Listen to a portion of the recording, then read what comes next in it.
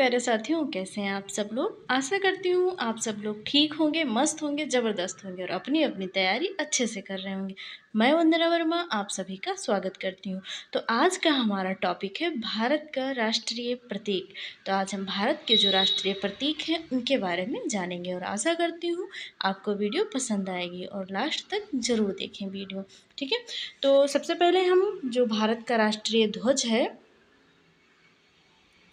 उसके बारे में जानते हैं। National flag of India. ठीक है, तो जो हमारा राष्ट्रीय ध्वज है इसकी डिज़ाइन किसने की थी? तो इसकी डिज़ाइन पिंगली वेंकैया ने की थी। किसने की थी डिज़ाइन? तो पिंगली वेंकैया ने की थी। अगर पूछा जाए कि जो भारत का राष्ट्रीय ध्वज है या राष्ट्रीय ध्वज है उसमें कितने रंग हैं, तो हमारा जो राष्ट्रीय ध्वज है उसमें 3 रंग की पट्टियां हैं। कौन कौन सी हैं?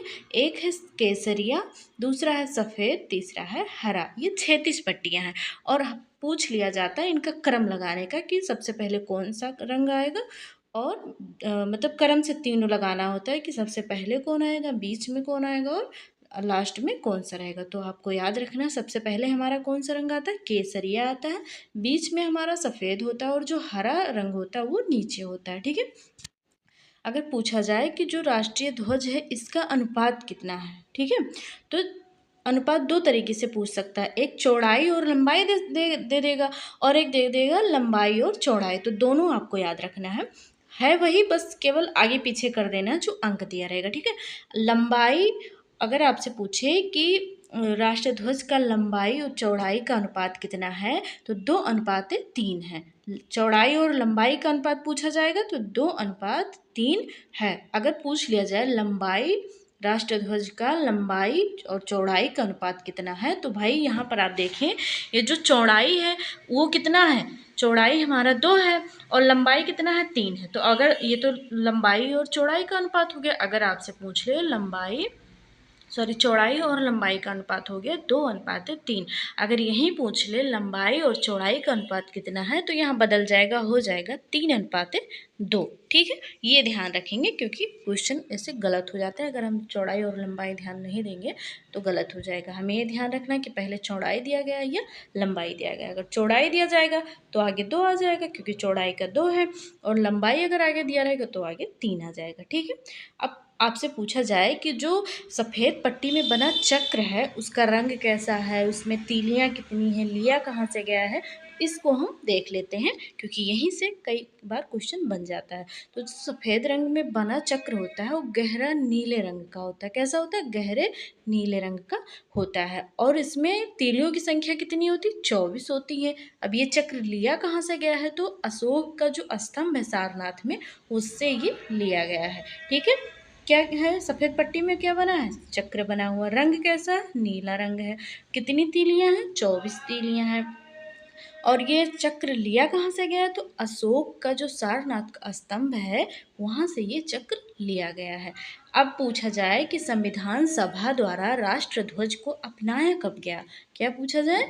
संविधान सभा द्वारा राष्ट्र ध्वज को अपनाया कब गया? तो 22 जुलाई 1947 को संविधान सभा द्वारा राष्ट्र ध्वज को अपनाया गया। ठीक, अब हम देख लेते हैं जो हमारे 3 रंग हैं। और हाँ, अब ये आपसे पूछ लिया जाए कि जो राष्ट्र ध्वज है इसे तिरंगा क्यों कहते हैं? तो इसमें 3 रंग हैं, केसरिया, सफ़ेद और हरा, इसलिए इसे तिरंगा कहा जाता है। क्या कहा जाता है? तिरंगा कहा जाता है। ठीक है, अब जो केसरिया रंग है ये किसका प्रतीक है? केसरिया रंग जो हमारे तिरंगे में है ये किसका प्रतीक है?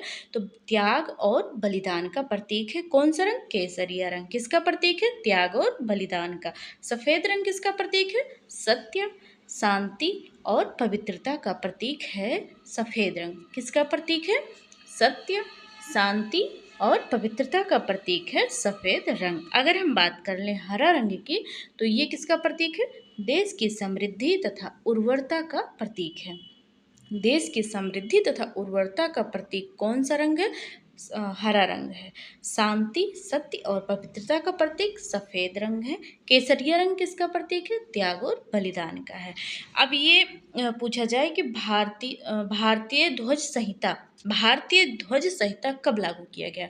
तो भारतीय ध्वज संहिता जो है ये 26 जनवरी 2002 से लागू किया गया। ठीक है, कब लागू किया गया?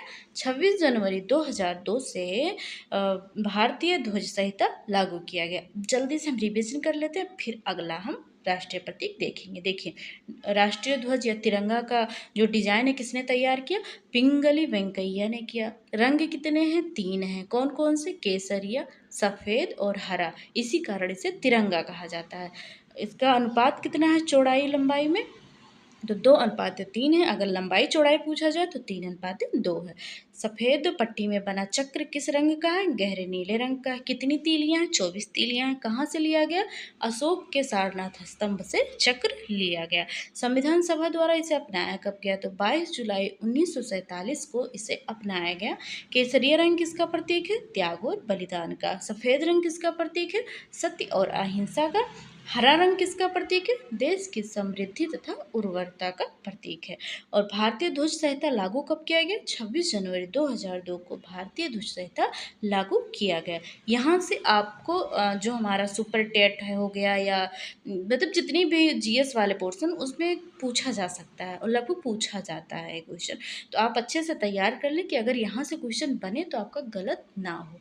ठीक है, चलिए आगे बढ़ते हैं। अब हमारा आ जाता है राष्ट्रीय गान। तो राष्ट्रीय गान सबसे पहले आप लोग ये बताएं कि जो राष्ट्रीय गान है वो लिया सॉरी राष्ट्रीय गान है जो है कौन सा? राष्ट्रीय गान है कौन सा?